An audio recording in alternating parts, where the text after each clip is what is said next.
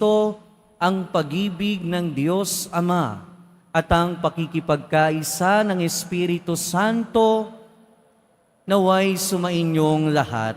At sumaiyo rin. Mga minamahal kong kapatid, tumitingin ang Diyos sa taong taus-pusong naghahandog ng kanyang sarili tulad ng balo sa Ebanghelyo na nagbigay ng lahat ng mayroon siya sa kabila ng kanyang matinding karukhaan. Tunay ngang wala sa hirap o yaman ang pagbibigay, kundi ito'y nasa puso. Tulad ni Kristo, maging mapagbigay nawa tayo ng taos-puso, walang hinihintay na anumang kapalit. At upang tayo ay maging marapat gumanap sa banal na pagdiriwang, aminin natin na napagsisihan ang ating mga kasalanan. Inaamin ko Sa makapangyarihang Diyos at sa inyo mga kapatid, na lubha akong nagkasala sa isip, sa salita at sa gawa at sa aking pagkukulang. Kaya isinasamo ko sa mahal na Birheng Maria, sa lahat ng mga anghel at mga banal, at sa inyo mga kapatid, na ako'y ipanalangin sa Panginoong ating Diyos. kaawaan tayo ng makapangyarihang Diyos, patawarin tayo sa ating mga kasalanan at patnubayan tayo sa buhay na walang hanggan. Amen. Panginoon, kaawaan mo kami. Panginoon, kaawaan mo kami. Kristo, kaawaan mo kami. Kristo, kaawaan mo kami. Panginoon, kaawaan mo kami. Panginoon, kaawaan mo kami.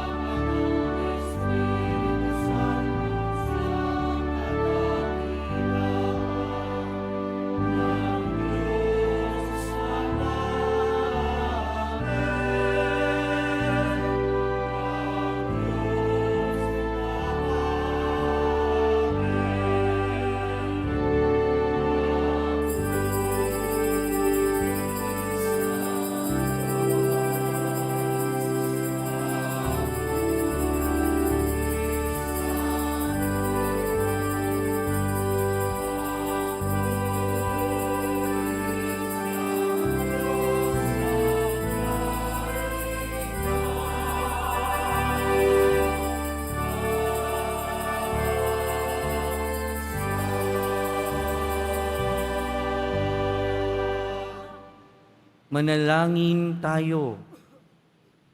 Ama naming makapangyarihan, para mo ng awang ilayo sa amin araw-araw ang lahat ng mga sumasalungat sa amin at pumahadlang upang ang aming buong katauhan ay magkaroon ng kalayaan para kusang sundin ang iyong kalooban sa pamamagitan ni Jesucristo kasama ng Espiritu Santo magpasawalang hanggan.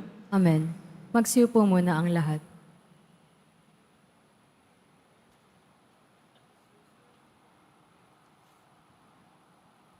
Pagbasa mula sa unang aklat ng mga hari. Noong mga araw na iyon, si Propeta Elias ay pumunta sa Sarepta. At nang papasok na siya ng pintuan ng lungsod, nakita niya ang balo na namumulot ng panggatong. Sinabi niya sa babae, "Maaari po bang makiinom?" Aalis na ang babae upang ikuha siya ng tubig nang pahabol niyang sabihin, "Kung maaari, bigyan mo na rin ako ng kaunting pagkain." Sumagot ang babae, "Alam po ng Panginoon na iyong Diyos na wala na kaming tinapay. Mayroon po kaming kaunting harina at kapatak na langis. Namumulot nga ako ng maigatong upang lutuin iyon at makakain man lamang kami ng anak ko bago kami mamatay." Sinabi sa kanya ni Elias, "Huwag kang mag-alala. Humayo ka at gawin mo ang iyong sinabi. Ngunit ipagluto mo muna ako ng isang munting tinapay at pagkatapos magluto ka ng para sa inyo. Sapagkat ganito ang sabi ng Panginoon, Diyos ng Israel, hindi ninyo mauubos ang harina sa lalagyan at hindi rin matutuyo yaong langis sa tapayan hanggang hindi sumasapit ang talagang takdang araw na ang ulay marapating papatakin ng may kapal." Ginawa nga ng babae ang utos ni Elias at sila'y kumain. Si Elias at silang mag-ina. At hindi nga naubos ang harina sa lalagyan at hindi natuyo ang langis sa sisidlan. Tulad ng pangako ng Panginoon sa pamamagitan ni Elias. Ang salita ng Diyos. Salamat sa Diyos. Kaluluwa ko yung purihin, ang Panginoong butihin. Kaluluwa ko iyong purihin, ang Panginoong butihin. Ang maaasahang lagi Panginoon, panig sa naaapi ang Diyos na hukom. May pagkaing handa sa nangagugutom. Kaluluwa ko iyong purihin, ang Panginoong butihin. Pinalayan niya ang mga nabihag, isinasauli paningin ng bulag. Lahat ng inapi ay itinataas, ang mga hinirang niya'y nililingap. Kaluluwa ko iyong purihin, ang Panginoong butihin. Isinasanggalang ang mga dayuhang sa lupain nila'y doon tumatahan.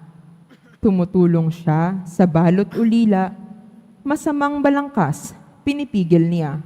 Kaluluwa ko iyong purihin, ang Panginoong butihin. Walang hanggang hari ang Diyos na poon, nabubuhay lagi ang Diyos mo, Sion. Kaluluwa ko iyong purihin, ang Panginoong butihin.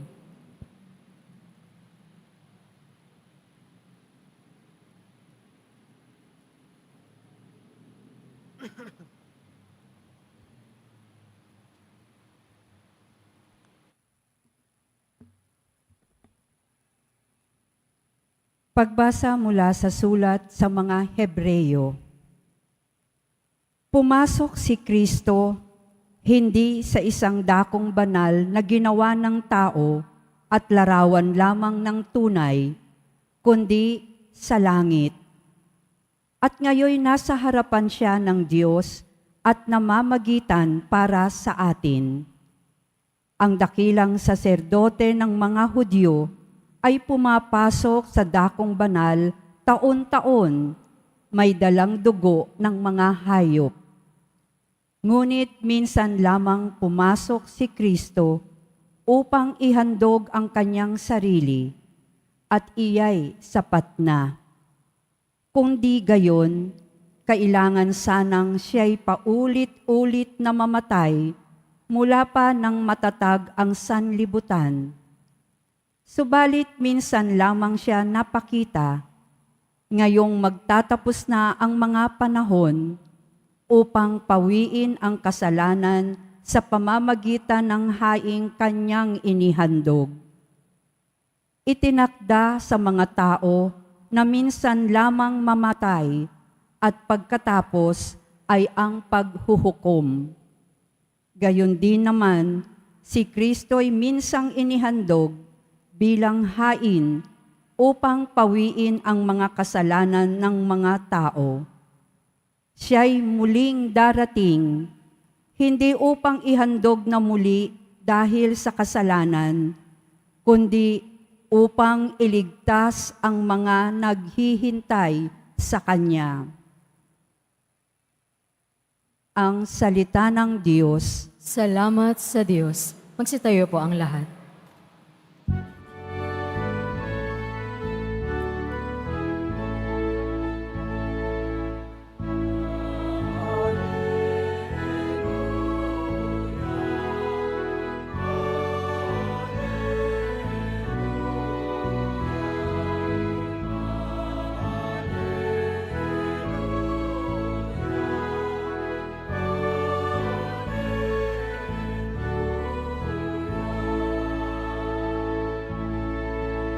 Mapalad ang mga dukha na tanging Diyos na lumikha, ang pag-asa at adhika.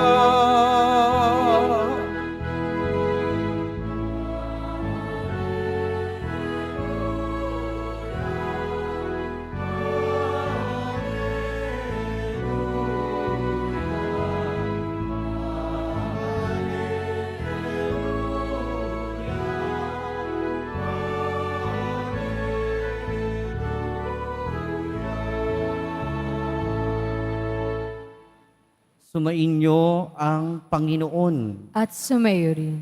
Ang mabuting balita ng Panginoon ayon kay San Marcos. Papuri sa iyo, Panginoon. Noong panahong iyon, sinabi ni Jesus sa kanyang pagtuturo, "Mag-ingat kayo sa mga eskriba na mahilig maglalakad ng may mahabang kasuotan at natutuwang pagpugayan sa mga liwasan. Ang ibig nila ay ang mga tanging luklukan sa mga sinagoga at ang mga upuang pandangal sa mga piging.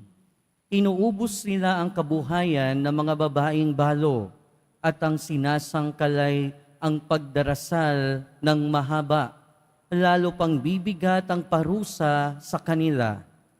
Umupo si Jesus sa tapat ng hulugan ng mga kaloob doon sa templo at pinagmasdan ang mga taong naguhulog ng salapi. Maraming mayayamang naguhulog ng malalaking halaga. Lumapit naman ang isang babaeng balo at naghulog ng 2 kusing na katumbas ng isang pera. Tinawag ni Jesus ang kanyang mga alagad at sinabi, "Sinasabi ko sa inyo, ang dukhang balong iyon ang naghulog ng higit sa kanilang lahat, sapagkat ang iba'y nagkaloob ng bahagi lamang ng hindi na nila kailangan. Ngunit ibinigay ng balong ito na dukhang-dukha ang buo niyang ikabubuhay."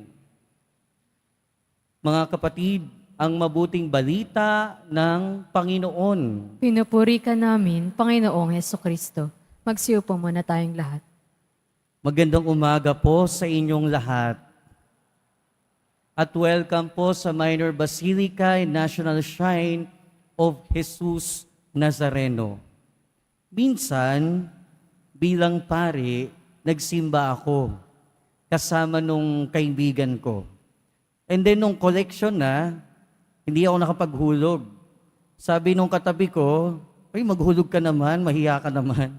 Sabi ko, kulang pa ba? Ibinigay ko na nga yung sarili ko, kulang pa ba? Siguro, kulang pa nga. At kung tatanungin natin, kung ibinibigay natin sa Diyos, o kung ano man yung ibinibigay natin sa Diyos, magandang tanungin ngayon, kulang pa ba? Kulang pa ba o sapat na? Kahit siguro, ibinigay ko yung sarili ko, masasabi ko pa rin na kulang pa rin talaga. Mga kapatid, sa ating mga pagbasa, narinig natin yung tungkol sa mga balo.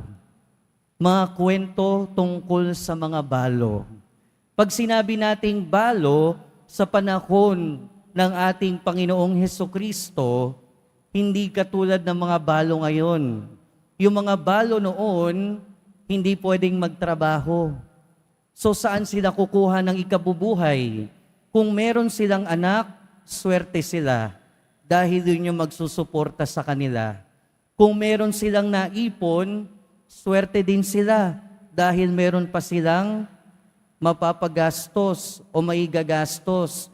Pero kung wala silang anak, wala din silang naipon, wala silang kahit ano, paano sila mabubuhay? Wala silang ibang choice kundi mamalimos na lamang. Kaya nung sinabi ng ating Panginoon na ang balong ito ay dukhang-dukha, talagang siya ay dukhang-dukha. Pero itinuturo sa atin na mga balong ito sa ating unang pagbasa at sa ating ebanghelyo, itinuturo nila sa atin at pinapakita nila sa atin kung papaano din nagbigay ang ating Panginoong Hesukristo. Sa ating unang pagbasa, narinig natin si Elias humingi ng pagkain, humingi ng tinapay. At alam natin sa unang pagbasa na wala nang maibibigay itong balong ito. Ito na lang yung natitira sa kanila. Yun na lang din sana yung kakainin nila bago pa sila mamatay nung anak niya. Sa atin namang ebanghelyo, narinig natin, siguro yung dalawang kusing na daladala ng balong ito ay yung tanging meron siya at alam ng Panginoon yun. Kaya nga sinabi niya, ibinigay ng balong iyon ang ikabubuhay niya. In other words, wala nang natira sa kanila. Wala nang natira. Ibinigay ang lahat. At sino pa yung nagbigay ng ganitong klaseng pagbibigay na walang itinira? Walang iba kundi ang ating Panginoong Diyos. Sa kanyang pagbibigay, ibinigay ng Diyos Ama ang kanyang bugtong na anak. Wala nang tinira.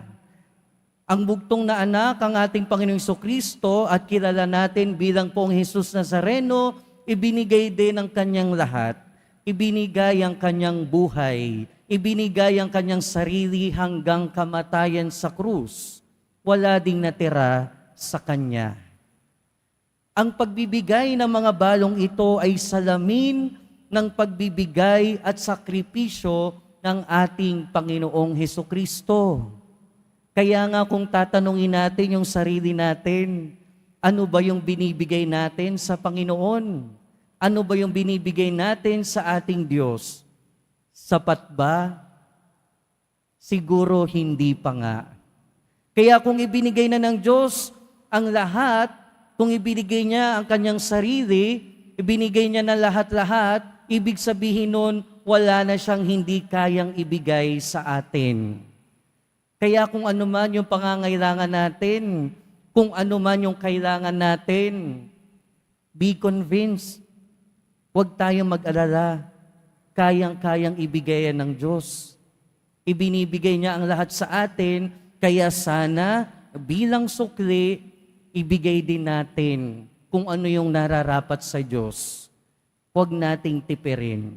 Ibigay natin lahat ng ating pananiniwala, lahat ng ating pagtitiwala, lahat ng ating pananampalataya, at lahat ng kung ano ang meron tayo.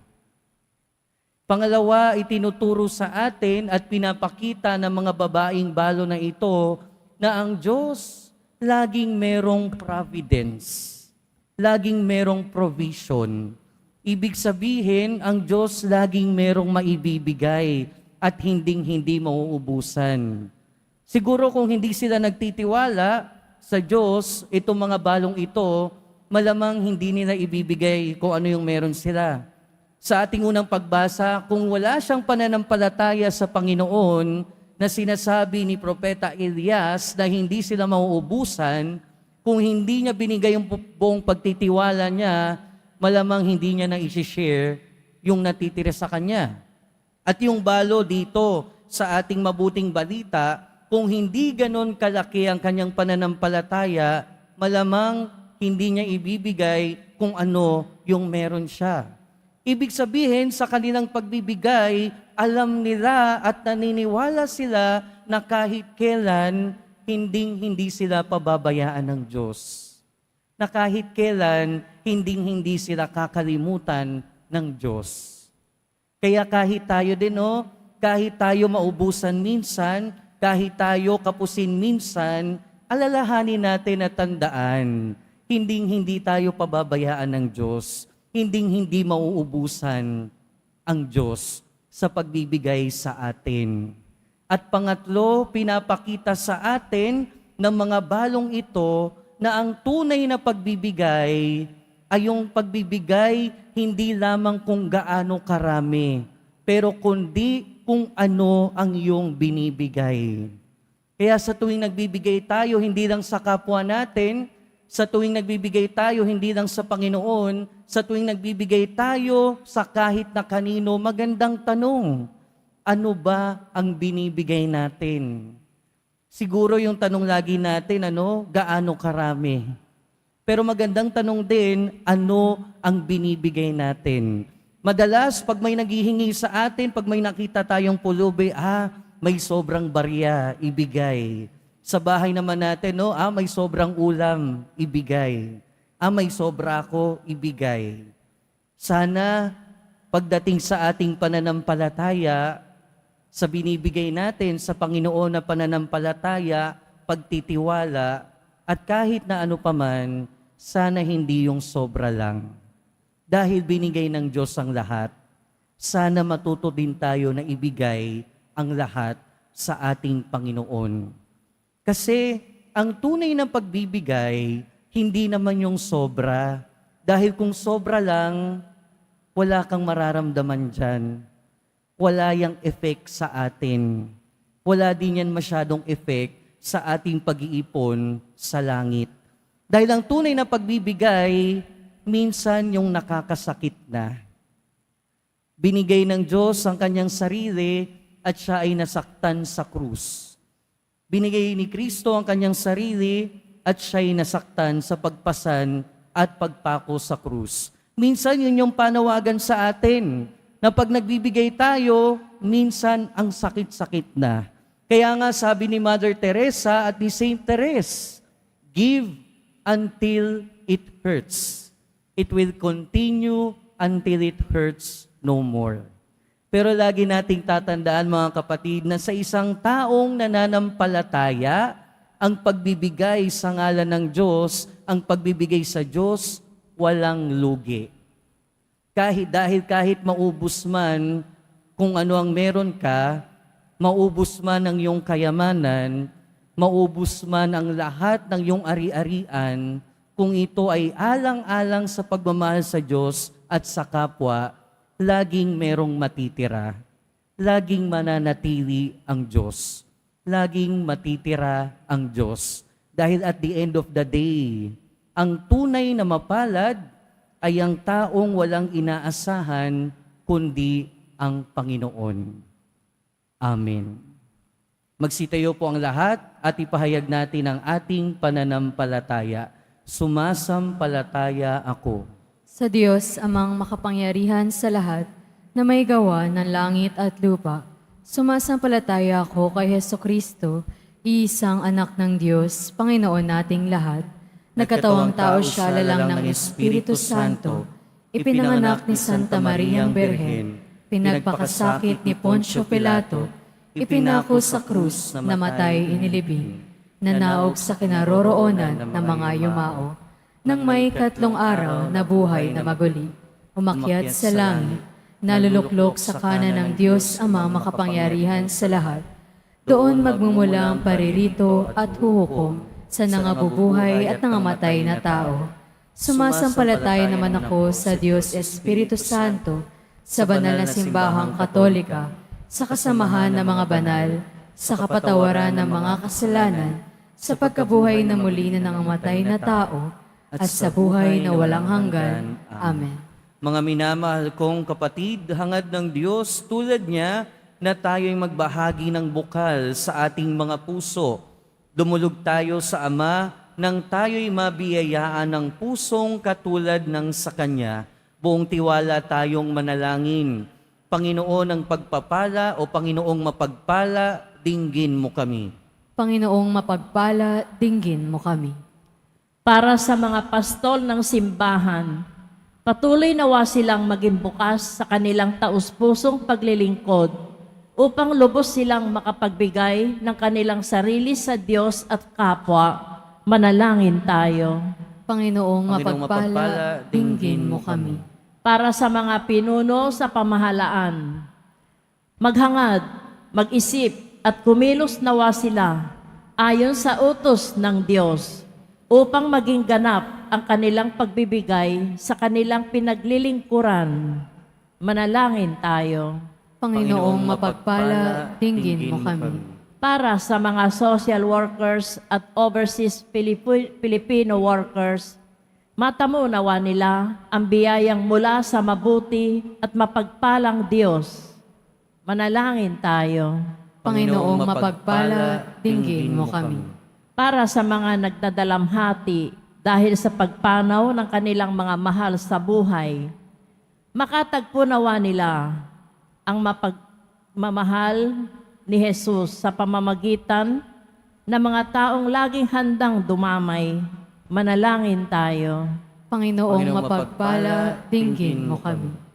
Sa ilang sandali ng katahimikan, itaas natin sa Diyos ang ating personal na kahilingan.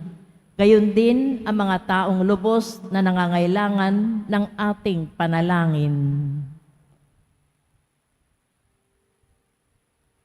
Manalangin tayo. Panginoong mapagpala, dinggin mo kami. Mapagpala naming Ama, dinggin mo ang mga pagsusumamo ng iyong mga anak. Matutunawa kaming magbahaginan nang sa gayon, madama naming tunay na ikay nasa piling namin, kasama ni Jesus na iyong anak at aming Panginoon. Amen. Magsiupo muna ang lahat.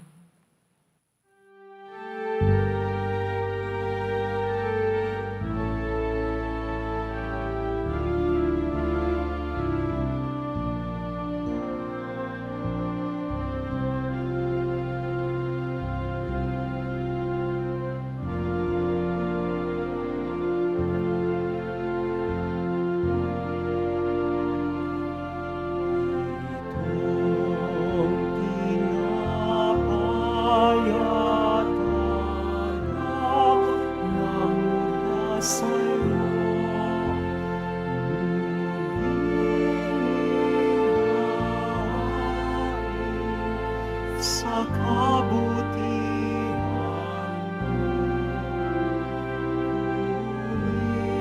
at tanggapin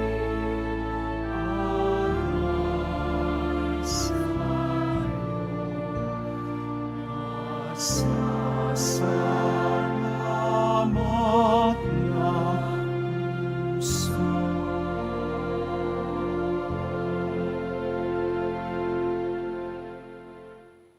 Sitayo po ang lahat. Manalangin kayo mga kapatid upang ang paghahain natin ay kalugdan ng Diyos amang makapangyarihan. Tanggapin nawa ng Panginoon itong paghahain sa iyong mga kamay, sa kapurihan niya at karangalan, sa ating kapakinabangan at sa buong sambayanan niyang banal. Ama naming lumikha, kalugdan mo ang mga paghahain ng mga natitipon dito upang ang aming ginaganap na pag-aalay ng sarili ng anak mo ay aming pakinabangan sa kanyang pamamagitan kasama ng Espiritu Santo, magpasawalang hanggan. Amen. Sumainyo ang Panginoon. At sumayo rin. Itaas sa Diyos ang inyong puso at diwa. Itinaas na namin sa Panginoon. Pasalamatan natin ang Panginoong ating Diyos. Marapat na siya ay pasalamatan. Ama naming makapangyarihan, tunay ngang marapat na ikaw ay aming pasalamatan. Ikaw ang lumikha sa tanan. Ikaw ang nagtakdang magkaroon ng gabi at araw, gayon din ang taginit at tag-ulan. Ikaw ang humubog sa tao bilang iyong kawangis na mapagkakatiwala ang mga siwa sa daigdig.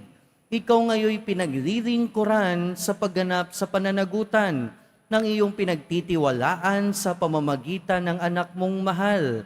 Kaya kaysa ng mga anghel na nagsisiawit ng papuri sa iyo, nang walang humpay sa kalangitan, kami nagbubunyi sa iyong kadakilaan.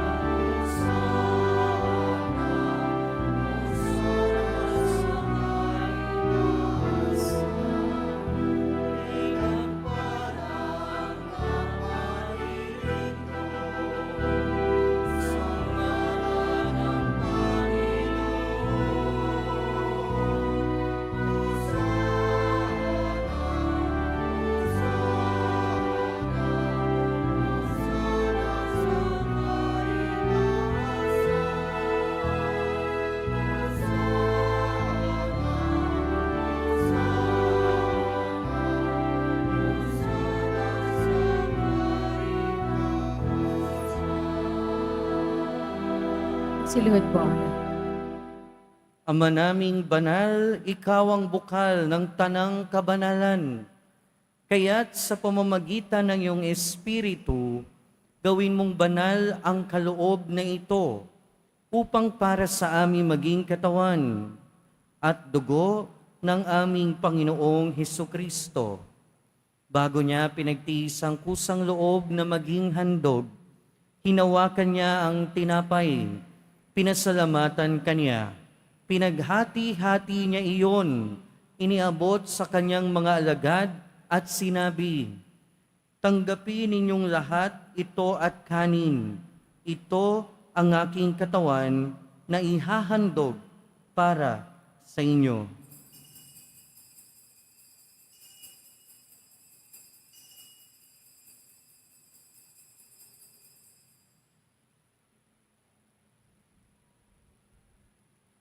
Gayon din naman nung matapos ang hapunan, hinawakan niya ang kalis, muli kanyang pinasalamatan. Iniabot niya ang kalis sa kanyang mga alagad at sinabi, "Tanggapin ninyong lahat ito at inumin. Ito ang kalis ng aking dugo, ng bago at walang hanggang tipan. Ang aking dugo na ibubuhos para sa inyo at para sa lahat, sa ikapagpapatawad ng mga kasalanan.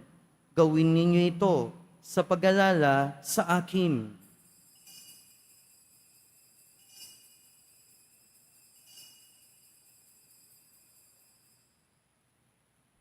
Magsitayo po ang lahat. Ipagbunyi natin ang misteryo ng pananampalataya. Si Kristo'y namatay, si Kristo'y nabuhay, si Kristo'y babalik sa wakas ng panahon. Ama, ginagawa namin ngayon ang pag-alala sa pagkamatay at muling pagkabuhay ng iyong anak.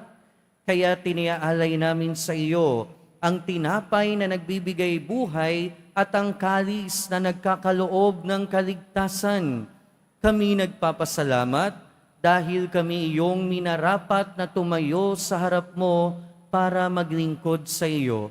Isinasamo namin kaming magsasalo-salo sa katawan at dugo ni Kristo ay mabuklod sa pagkakaisa sa pamamagitan ng Espiritu Santo. Ama, lingapin mo ang iyong simbahang laganap sa buong daigdig. Puspusin mo kami sa pag-ibig kay San Francisco na aming Santo Papa at ni Jose na aming Obispo at ng Tanang Kaparian.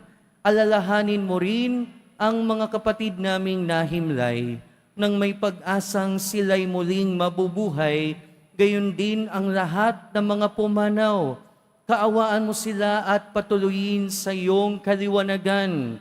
Kaawaan mo at pagindapating kaming lahat na makasalo sa iyong buhay na walang wakas.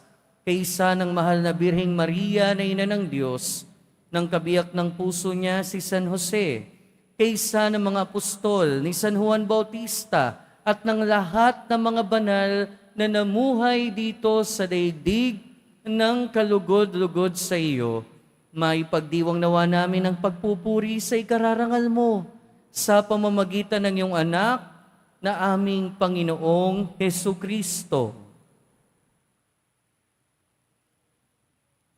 Sa pamamagitan ni Kristo, kasama niya at sa Kanya, ang lahat ng parangal at papuri ay sa iyo, Diyos amang makapangyarihan, kasama ng Espiritu Santo, magpasawalang hanggan.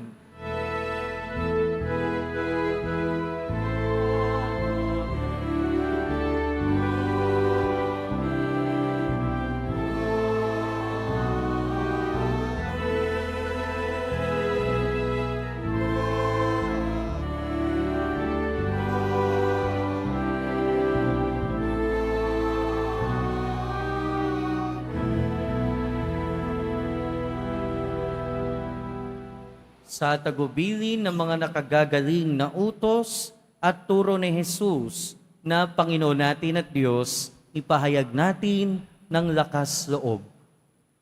Ama namin, sumasalangit ka, sambahin ng ngalan mo, mapasa amin ang kaharian mo, sundin ang loob mo dito sa lupa para ng sa langit.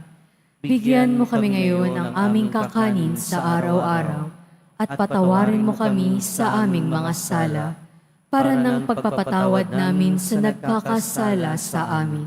At huwag mo kaming ipahintulot sa tukso, at iadya mo kami sa lahat ng masama. Hinihiling namin kami adya sa lahat ng masama, pagkalooban ng kapayapaan araw-araw, iligtas sa kasalanan at ilayo sa lahat ng kapahamakan. Samantalang aming pinananabikan ang dakilang araw ng pagpapahayag ng tagapagligtas naming si Hesukristo. Sapagkat iyo ang kaharian at ang kapangyarihan at ang kapurihan magpakailanman. Amen. Panginoong Hesukristo, sinabi mo sa iyong mga apostol, kapayapaan ang iniiwan ko sa inyo, ang aking kapayapaan ang ibinibigay ko sa inyo. Tunghayan mo ang aming pananampalataya at huwag ang aming pagkakasala. Pagkalooban mo kami ng kapayapaan at pagkakaisa ayon sa iyong kalooban, kasama ng Espiritu Santo, magpasawalang hanggan. Amen. Ang kapayapaan ng Panginoon ay laging sumainyo. At sumayo rin. Magbigayan tayo ng kapayapaan sa isa't isa. Peace be with you po. Kordero ng Diyos na nag-aalis ng mga kasalanan ng sanlibutan, maawa ka sa amin. Kordero ng Diyos na nag-aalis ng mga kasalanan ng sanlibutan, maawa ka sa amin. Kordero ng Diyos na nag-aalis ng mga kasalanan ng sanlibutan, ipagkaloob mo sa amin ang kapayapaan. Magsilod po ang lahat.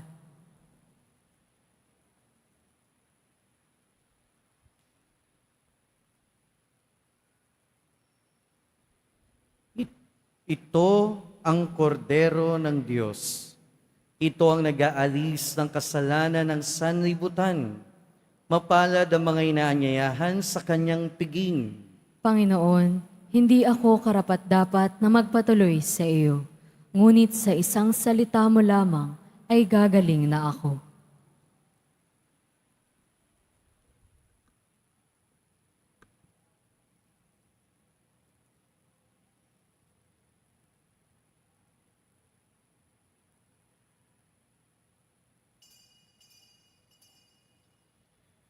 Para sa lahat ng tatanggap ng banal na komunyon, sasagot po tayo ng Amen pagkasabi ng pari o ng lay minister ng katawan ni Kristo at isubo agad sa bibig bago umalis sa harapan ng pari o lay minister. Sumunod po tayo. Maraming salamat po.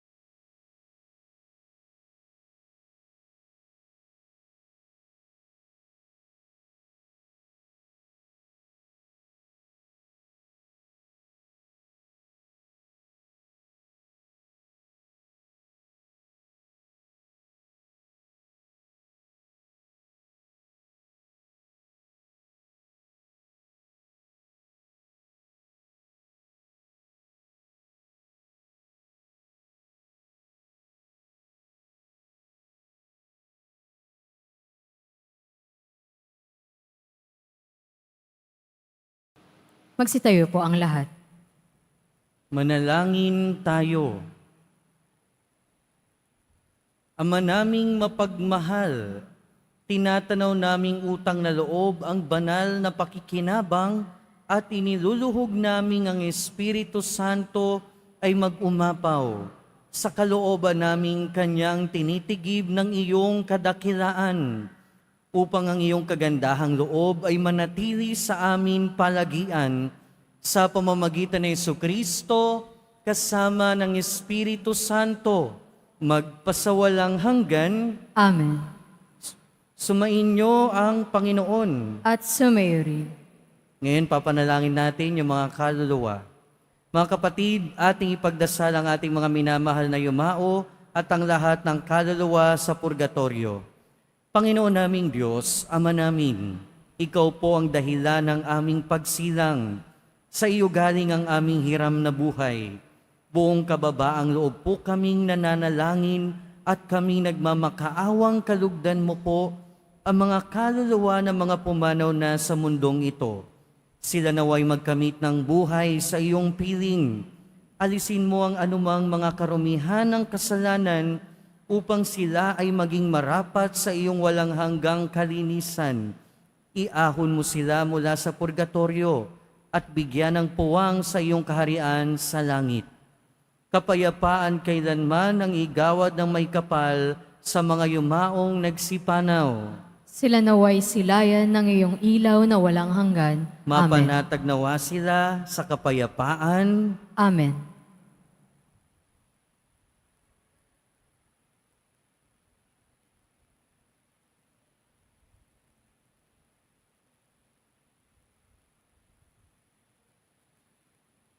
Mahal na poong Jesus Nazareno, inihayag mo sa pamamagitan ng krus ang walang maliw na pag-ibig ng Diyos sa sangkatauhan.